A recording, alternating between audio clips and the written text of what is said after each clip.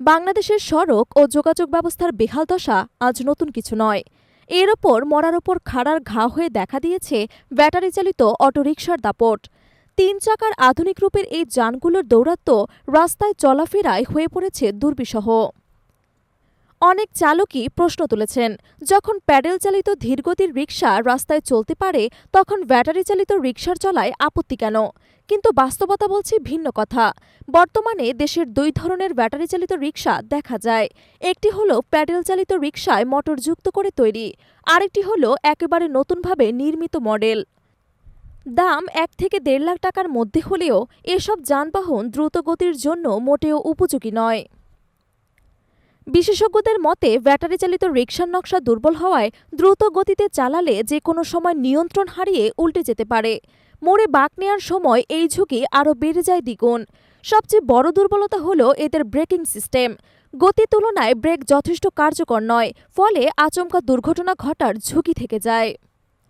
অতিরিক্ত যাত্রীবহনও এই যানগুলোর জন্য আরেকটি বড় সমস্যা।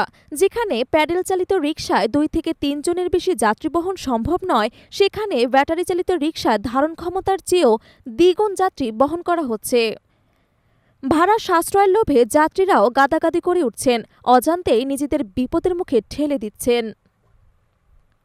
এদিকে চালকদের আচরণও উদ্বেগজনক। অভিযোগ রয়েছে, অধিকাংশ চালকই বেপরোয়া, নেশাগ্রস্ত এবং দুর্ব্যবহার করে। তারা নিয়মকানুনের তোয়াক্কা না করে হঠাৎ বাঁক নেয়, রাস্তার যে কোনো জায়গায় রিকশা থামিয়ে দেয় এবং প্রায়ই পথচারীদের সঙ্গে দুর্ব্যবহার করে। এমনকি পুলিশের সঙ্গেও সংঘর্ষে লিপ্ত হওয়ার ঘটনা ঘটেছে।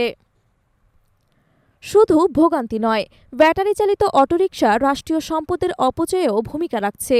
এই যানগুলোর ব্যাটারি চার্জ করতে ব্যাপক বিদ্যুৎ লাগে, যা বিদ্যুৎ সংকটকে আরও তীব্র করে তুলছে। অধিকাংশ চালক বিদ্যুৎ চুরির মাধ্যমে রিকশা চার্জ করে থাকে, ফলে সরকার রাজস্ব হারাচ্ছে।